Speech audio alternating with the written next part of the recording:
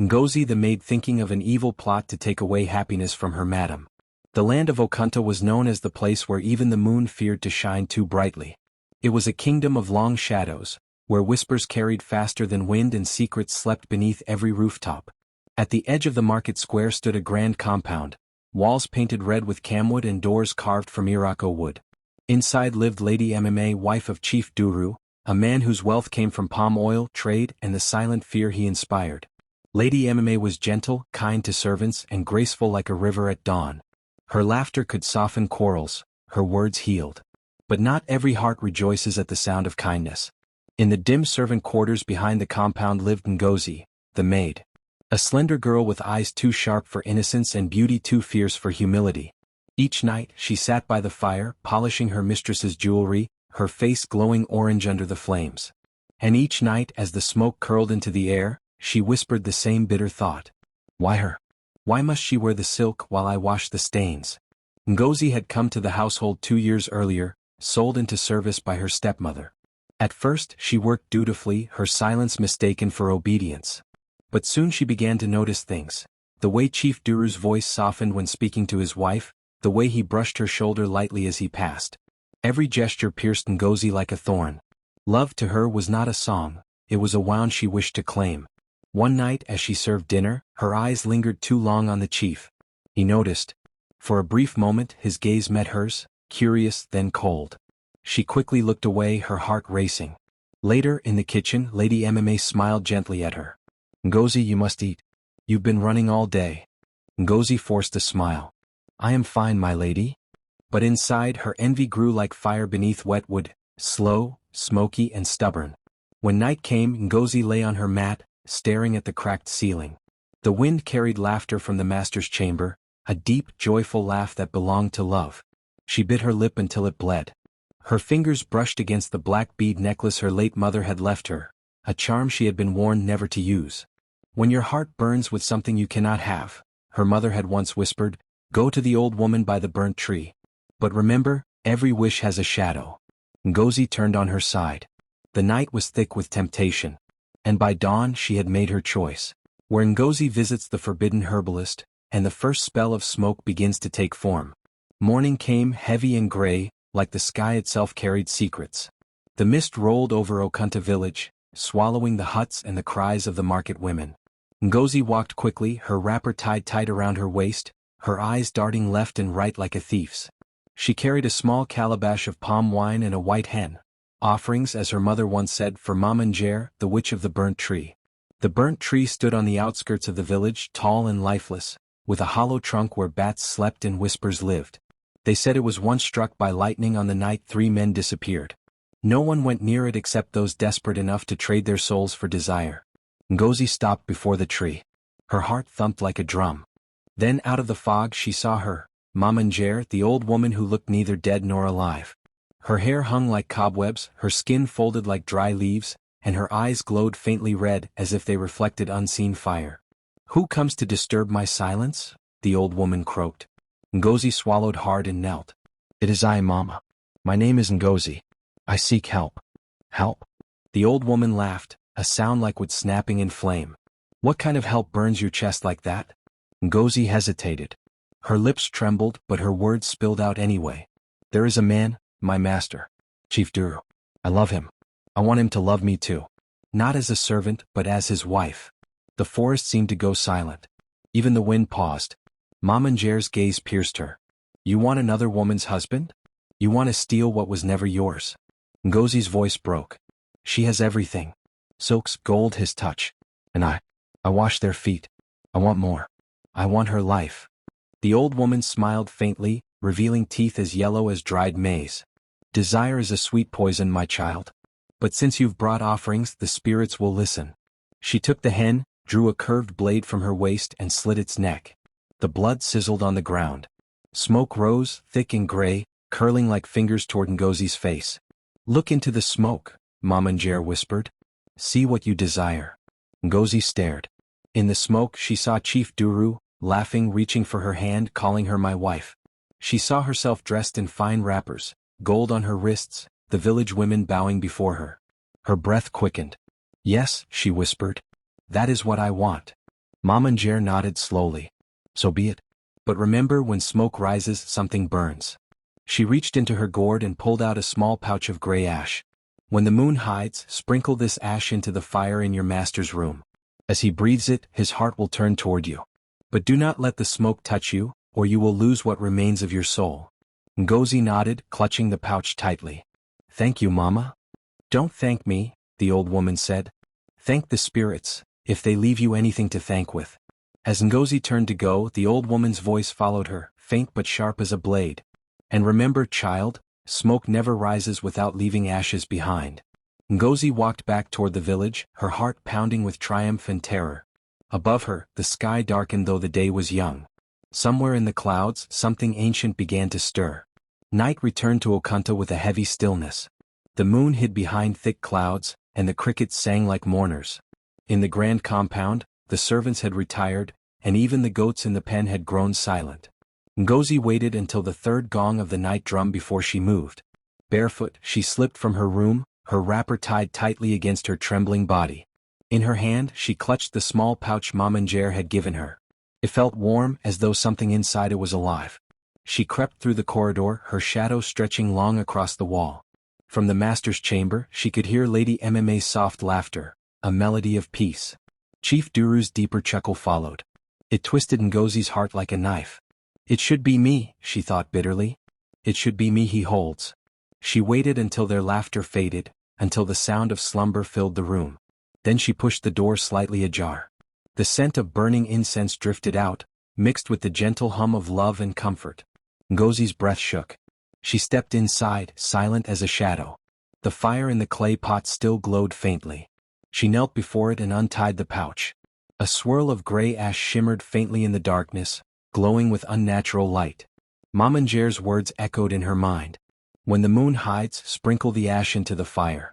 As he breathes the smoke, his heart will turn toward you. But do not let it touch you. Ngozi leaned close, her heart hammering in her chest. She whispered softly, "O spirits of smoke, bend his heart to me. Let him see me. Let him love me." She tipped the pouch. The ash fell into the flame. At once the fire hissed. The smoke rose thick and black, curling and twisting like a serpent. Ngozi's eyes widened as the smoke began to take form. The faint outline of a woman's face, eyes hollow and lips smiling cruelly. "Who calls me?" the voice whispered from the smoke. Ngozi froze. I am Ngozi. I seek love." "Love?" The smoky figure laughed, its voice echoing around the room. "You seek chains, not love. But your wish shall be granted." The smoke spread quickly, seeping across the floor, wrapping around Chief Duru's sleeping body. He stirred, coughed once, then fell silent. Ngozi's eyes gleamed with victory. She backed away, closing the pouch. But as she turned, a wisp of smoke brushed her wrist, soft as silk, cold as death. She gasped. For a moment she felt her heartbeat stutter. Something unseen slid beneath her skin, a strange chill like the touch of shadow. She stumbled out of the room, clutching her wrist. The night swallowed her as the first thunder rolled far in the distance. By morning, Chief Duru awoke in confusion. Lady MMA still slept beside him, her face peaceful. Yet something in his chest felt strange. When Ngozi entered the room later to sweep, his eyes lingered on her. It was not love yet, but curiosity. A soft, sudden pull he could not explain. Lady MMA noticed it. Just a flicker, the briefest glance that lasted a moment too long. And though she smiled, something in her spirit whispered a warning she could not name. The sun rose reluctantly over Okunta, its light weak and uncertain, as if even the heavens feared to look upon what had begun. The morning breeze carried a strange stillness, the kind that comes before a storm. In the grand compound, Chief Duru sat in his courtyard, sipping palm wine while the servants hurried around. Lady MMA moved gracefully as always, directing the day's work. But there was a new shadow in the house, invisible yet heavy. Ngozi felt it with every breath. When she walked past the chief, she felt his gaze linger. When she served him food, his fingers brushed hers a little too slowly. And when their eyes met, she saw confusion, but also hunger. It had begun. That night, as Lady MMA spoke softly with her husband, Chief Duru's thoughts wandered. His eyes drifted toward the door where Ngozi knelt, pouring water into a clay basin. The glow from the lamp touched her skin, and for a fleeting moment, he imagined her beside him. He frowned, shaking the thought away, but the image clung to him like smoke. Are you well, my husband? Lady MMA asked gently. Yes, yes I am, he replied quickly, forcing a smile. Perhaps I am simply tired. Lady MMA touched his hand, her eyes full of warmth. But in that moment he did not feel her touch, not truly. His mind had already drifted elsewhere, chasing shadows. Days turned into weeks and the change deepened. Chief Duru began to find reasons to call Ngozi more often, to send her on errands that kept her close. He watched her move about the compound, her eyes lowered but her presence burning bright. The villagers began to whisper. Chief Duru's eyes wander, said one woman at the well. That maid, the slim one with the sharp eyes, she walks as if the ground owes her respect. Lady MMA heard the whispers but she refused to believe them. My husband loves me, she said quietly to herself. He would never shame our home. But one evening as she returned from the stream, she saw something that broke the rhythm of her heart. In the courtyard, Chief Duru stood speaking softly to Ngozi. Too softly. His hand brushed her arm and she did not flinch. When Lady MMA's eyes met Ngozi's, the maid smiled faintly, not with humility but with triumph. Something inside Lady MMA shifted. Her stomach turned cold. That night she could not sleep. She sat by the fire, tears glistening in her eyes, whispering prayers that sounded more like questions. What wrong have I done, my ancestors? What spirit has turned my husband's heart from me? In her sleep she dreamed of smoke, thick and black, wrapping around her house, whispering her name. When she woke, the air smelled faintly of ashes. Ngozi in her room lay awake too. The charm had worked beyond her imagining. The chief's heart was already bending toward her. Yet, something in her body felt strange. Her wrist still burned faintly where the smoke had touched her. Sometimes when she looked in the mirror, she thought her eyes seemed darker. Sometimes she felt as if someone else breathed inside her skin. It is nothing, she told herself. This is the price of beauty, the reward of desire. But far away in the forest of the burnt tree, Mamanjare sat before her fire, eyes glowing like embers. The smoke around her coiled and whispered. The child plays with fire and soon she will burn. The days that followed were thick with tension, like the air before a storm that refused to break. In the grand compound, laughter no longer rang freely.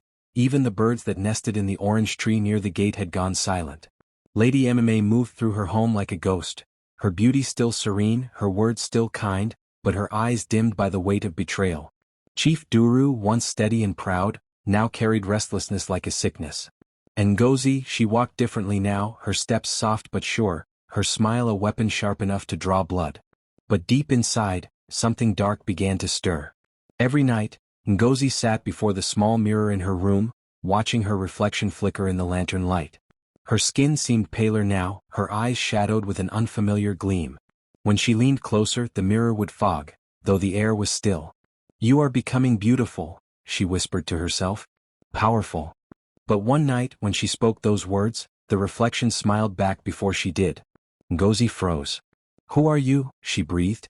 The reflection tilted its head, eyes glimmering like smoke. I am what you called, it whispered. I am your desire, your shadow. Ngozi stumbled backward, her heart hammering. She grabbed her calabash of water and splashed it across the mirror. The reflection dissolved, but her own scream echoed back at her. That same night in the main house, Chief Duru tossed in his sleep, muttering her name, Ngozi, Ngozi, while Lady MMA lay beside him, her tears wetting the pillow. By morning the entire compound seemed to breathe unease. Lady MMA rose early, her wrapper tied tight around her chest. She had made up her mind. She would go see Dibia Okachukwu, the village seer. She walked through the narrow path at dawn, her feet brushing the dewy grass. When she arrived, the old man sat by his shrine, drawing signs in the dust. Daughter of Duru, he said without looking up, your spirit is heavy. Lady MMA fell to her knees. Father, something dark has entered my home. My husband's eyes no longer see me. His love has turned to ashes. I beg you read the truth. The old seer nodded slowly. He picked up a cowrie shell, blew on it and cast it into a circle of white chalk. It spun once, twice, then landed face down. He inhaled sharply. A woman has touched your house with fire. Lady MMA's heart froze. Who? The seer's voice grew deep, trembling with unseen force. A servant whose envy burns brighter than the sun. She has gone to the dark tree. She has breathed the smoke of forbidden love. Lady MMA gasped, clutching her chest. Ngozi. The seer's eyes clouded. Be careful, my child. Such power cannot be undone with tears. Smoke cannot be fought with fire, only with truth and sacrifice. That evening Lady MMA returned home, her body trembling but her spirit hardened. She watched Ngozi serve the chief's meal, smiling sweetly as always. But now she saw what others could not, a faint shadow flickering behind the girl, like smoke dancing without flame. Chief Duru reached for his cup, and as he did, Lady MMA touched his hand gently. "Husband," she said softly, "do you still see me?" He paused. For a moment, confusion crossed his face, then guilt. "Of course, MMA. You are my wife." But as soon as Ngozi passed behind him, his gaze followed her again. Lady MMA's heart broke silently. She turned away, whispering to herself, "If the spirits will not protect my home, then I will." That night, when all slept, she lit her own lamp and opened the small clay pot where the seer had given her aji chalk, a symbol of purity. She drew circles on her palms, praying to the ancestors. Meanwhile, in her room, Ngozi sat before her mirror again. This time the reflection whispered first, "He is yours now. But soon he will not be enough." Ngozi's face hardened. "What do you mean?" The reflection's lips curled. "You cannot steal a heart and expect it to stay whole. When he gives himself fully, the smoke will claim him, and you." Ngozi's breath hitched. "No. That was not the deal." The mirror cracked. "Deals with smoke never end clean." A cold wind blew through the room, though the windows were shut. The lamp flickered and died. In the darkness, Ngozi whispered, half prayer, half curse, "I wanted love, not ruin." And somewhere deep in the forest, Mama Njer smiled in the dark, whispering to her spirits, "The smoke begins to feed." The sky over Okunta turned a strange, bruised color that morning, purple and gray, like a wound healing too slowly. The market women spoke in uneasy tones. Even the wind carried a restless hum. Something unseen was spreading, and it had begun in Chief Duru's house. Lady MMA woke before dawn, her eyes hollow from nights without rest. She tied her wrapper, straightened her coral beads, and looked at herself in the mirror. The gentle face that once shone with grace now carried the quiet strength of a woman pushed too far. "If she has chosen darkness," she whispered, "then let the darkness see the light in me." She walked into the courtyard, her steps firm. The servants moved aside. Even Ngozi, who was washing clothes by the well, froze when she saw her mistress. "Ngozi," Lady MMA said calmly, "come with me." Ngozi hesitated. Her hands trembled, but she forced a smile. "Yes, my lady." She followed her into the main hall, the same hall where she once dreamed of sitting as the chief's wife. Lady MMA turned, her eyes burning not with anger, but with pain too deep for words. "Ngozi," she said softly, "I have treated you as a sister, not a servant. I have fed you, clothed you, prayed for you. Why then has my kindness become your curse?" Ngozi lowered her gaze. Her lips trembled, but she said nothing. "Answer me." Lady MMA's voice cracked like thunder. "What have you done to my home? To my husband?" Ngozi's chest tightened. She could feel the thing inside her, that smoky, whispering presence, stirring, warning her not to speak. "I did nothing," she said quickly. "I only served my lady. Whatever troubles you, perhaps it is your own fear." Lady MMA's eyes narrowed. "You lie. The seer has spoken. You went to the burnt tree. You breathed the smoke of desire." At that, Ngozi's composure broke. Her eyes darkened, almost black, and her voice deepened into something not entirely human. "Then perhaps the seer should keep his tongue out of a woman's heart." Lady MMA stepped back. For a heartbeat, she saw it, a flicker of shadow behind Ngozi, twisting like smoke, its form shifting between a woman and something unholy. Ngozi blinked and the vision vanished. She gasped as though waking from a trance. I didn't mean." Lady MMA raised a trembling hand. "Ngozi, whatever you have done, it is not too late. Confess, and perhaps the gods will forgive you." Tears filled Ngozi's eyes, but they weren't of remorse. They were rage. "Forgive me? For wanting what she had? For wanting to be seen, to be loved? Love cannot be stolen." Lady MMA cried. "It is a gift, not a prize." Ngozi's voice trembled, but her anger grew sharper. "Then perhaps your gift was wasted on him. You were born with beauty, wealth, everything. I was born with hunger. Do you know what it feels like to be invisible?" Lady MMA's lips quivered. "Yes, child. Every woman knows the ache of being unseen. But what you have done will not bring love, only ruin." Ngozi turned away, her chest heaving. The air around her shimmered faintly, as if heat rose from her body. Lady MMA reached into her wrapper and brought out the small piece of white chalk the seer had given her. She drew a circle on the floor and whispered a prayer. If you carry evil in your heart, may the ancestors reveal it now. The chalk circle glowed faintly. Ngozi screamed as smoke burst from her wrist, the same spot where it had once brushed her skin. Her eyes widened in terror. What is this? She gasped. Lady MMA's voice shook. The truth, Ngozi. The truth you tried to bury. The smoke coiled around Ngozi's body, whispering in 1,000 unseen voices. We gave you what you asked. Now you must pay. Ngozi fell to her knees, clutching her head. No. I only wanted him to love me. And he will, the smoke hissed. In death. The ground trembled slightly. The lamps flickered. Then as suddenly as it came, the smoke vanished. Ngozi collapsed, shaking. Lady MMA stood frozen, tears streaming down her face. May the spirits have mercy on you, she whispered. But in her heart, she knew mercy was a luxury neither of them could afford any more. That night, Chief Duru returned from the market to find the air heavy with tension. His wife silent, his maid trembling. He could not explain it, but his chest felt tight as though his own home no longer welcomed him. And somewhere in the shadows, Mamanger's laughter drifted faintly on the wind. The smoke is only beginning to feed. The curse began quietly, like a whisper in the wind that only the guilty could hear. At first, Chief Duru simply seemed distracted. He forgot things. The names of his friends, the path to his own storehouse, even the taste of the palm wine he once loved. But soon distraction turned to delirium. His eyes grew hollow, his laughter strange and forced. Sometimes at night, he woke screaming from dreams of smoke choking his room. Lady MMA tried to stay strong, but her heart was breaking piece by piece. Each night she prayed at her bedside, whispering to the ancestors to free her husband from whatever shadow bound him. But the more she prayed, the sicker he became. Ngozi meanwhile was unraveling.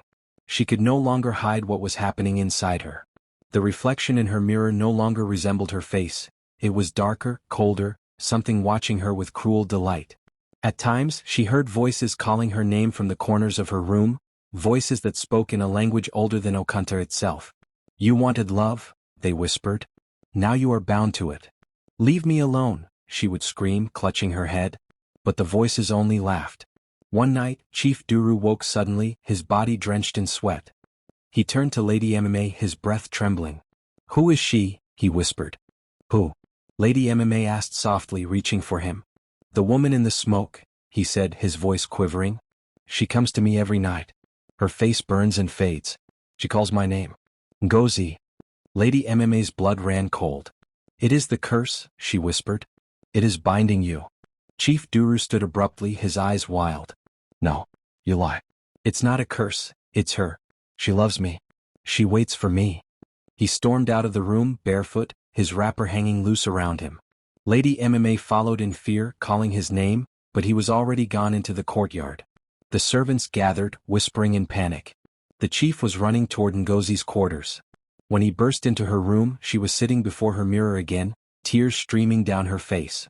The reflection smiled as he entered. My love, he gasped, falling to his knees. You came to me in my dreams. Why do you hide from me in the day? Ngozi stared at him, horrified. Chief. No, this is wrong. You don't know what you're saying. I know only that I need you, he said, his eyes glassy. You are mine.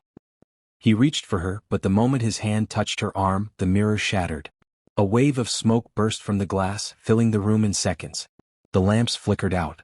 The servants screamed from outside.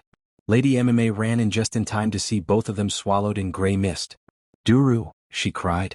Inside the smoke, Ngozi could see him. His face twisted in confusion and terror.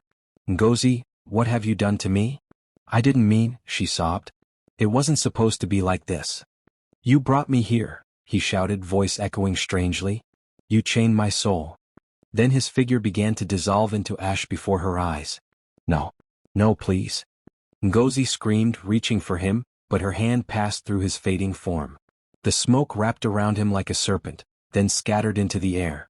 Chief Duru was gone. Ngozi fell to the floor, her cries filling the night. Lady MMA rushed forward, pulling her up. Her face was pale, her voice trembling. What have you done, child? Ngozi's voice was hoarse. I only wanted love, and I destroyed it. Outside, thunder rolled and the rain began to fall, not as blessing but as judgment. For 3 days, Chief Duru's body could not be found. The elders searched the forest, the river, the village paths. All they found were ashes scattered near the burnt tree, still warm as though from a fresh fire. Lady Mma dressed in white mourning cloth and sat in silence, refusing to eat or sleep. Her once bright home had turned into a place of ghosts. Ngozi. She no longer recognized herself in the mirror. Her eyes were completely dark now, her skin cold to the touch. Every night, she heard his voice calling from somewhere beyond the veil of smoke. Ngozi, come to me. And each time she heard it, her heart broke a little more. For 3 moons, the village of Okunta lived under a cloud of dread. The nights were longer, the winds colder, and every shadow seemed to whisper a name that no one dared to speak aloud. Lady Mma's compound, once a place of laughter and drumming, had turned into a graveyard of silence. The chief's throne stood empty, his staff of authority untouched. The servants avoided the west courtyard, where the air still carried the scent of smoke. But on the 4th night after the 3rd moon, the impossible happened. The dogs began to bark. The goats screamed and broke their ropes. Then, from the path leading to the forest, a figure emerged, cloaked in ash and dripping with dew. It was Chief Duru. Or rather, something that looked like him. Lady Mma was in her chamber when she heard the cry of the guards. The chief has returned. Her heart leapt, but her spirit trembled. She rushed out barefoot, her white wrapper fluttering in the wind. When her eyes fell on him, she gasped and staggered back. His face was pale as dust, his eyes hollow, glowing faintly like dying embers. His clothes were torn, and around his neck hung a string of gray beads that seemed to breathe faint smoke. Duru, she whispered. He turned slowly toward her, his lips dry and cracked. His voice was soft, echoing strangely as if from a distance. You're alive? She breathed. The gods be praised. But before she could touch him, a gust of wind swept through the yard, and his form flickered like a shadow in firelight. The servants screamed. Lady Mma froze. You're not alive, she whispered. You're caught, between worlds. Chief Duru's eyes filled with sorrow. I cannot rest, he said. She called me from the smoke and now I am bound to the ash. Until the curse is broken, I will wander. Who? Lady Mma's voice broke. Ngozi, he said. She bears my chain now. At that same moment, in a hut at the edge of the village, Ngozi woke gasping for breath. Her chest burned. Her fingers trembled. She had seen him again, in her dream, standing in flames, reaching for her. Ngozi, the voice had said, you took my peace, now I will take yours. She stumbled outside, clutching her throat. The night was still, but the air smelled like firewood and sorrow. When she looked down, her feet were covered in gray dust. Ashes. The same ashes that once marked Chief Duru's disappearance. She screamed. By dawn, word had spread. The elders called for an assembly. The diviner was brought forth, an old man with skin like dried leaves and eyes clouded by spirits. He sat before the shrine, casting cowries in a slow circle. When he spoke, even the wind listened. A soul has been torn from its rest, he said. The one who burned for forbidden love has chained the dead to her desire. Until her heart repents and the ashes are returned to their rightful place, this land will not know peace. Lady Mma bowed her head in tears. What must be done? She asked. The diviner's gaze turned toward the edge of the gathering, where Ngozi stood trembling under the weight of 100 eyes. She must go to the river of spirits, he said, and cast away the anklet that bound her to the fire. But beware, the spirit she wronged will come for her. Only truth and sacrifice can free them both. Ngozi's knees buckled. She fell to the ground, weeping. I never meant for this to happen, she cried. I only wanted love. Lady Mma's eyes burned with fury and pain. You wanted love, she said bitterly, but you stole it. And now you must return what you took. That night, Ngozi began her journey to the river. The villagers followed at a distance, carrying torches. The path was cold, and the moon shone weakly as if frightened of what was to come. As she neared the riverbank, the air thickened with mist. The waters moved strangely, glowing faintly with the same smoky light that haunted her dreams. Then from the mist, a voice rose. Ngozi. She froze. Her breath hitched. Duru, she whispered. The smoke gathered, forming a shape, a tall, ghostly figure with ash-streaked skin and sorrowful eyes. You called me from peace, he said. Now will you send me back? Tears rolled down her cheeks. I didn't understand what I was doing, she said. I thought love could make me free. Love cannot grow in theft, he replied softly. You burned the house of affection and called the ashes your home. She fell to her knees. Then take it all back. She tore the anklet from her leg, the anklet of ashes, and held it out. The wind roared. The river surged. The anklet burst into flame, then dissolved into smoke. Chief Duru's ghost let out a sigh so deep it seemed to shake the earth. At last, he whispered. And then he was gone. The river calmed. The wind stilled. Ngozi remained kneeling, weeping into her palms. Her skin had begun to fade, turning gray like ash. Lady MMA stepped forward, watching her with a strange mixture of pity and justice. The spirits have taken what is theirs, she said quietly. Ngozi looked up weakly. Am I forgiven? Lady MMA's eyes glistened. The ancestors forgive what humans cannot. But your soul must walk the path you created. And before anyone could reach her, Ngozi's body crumbled, dissolving into the same ashes that once haunted the land. Only the sound of the river remained. That night, the people of Okunta said the curse had lifted. Lady MMA rebuilt her home, but her laughter never returned. And every Harmattan season, when the wind carried the smell of smoke through the village, mothers would whisper to their daughters, beware of hearts that burn too quickly.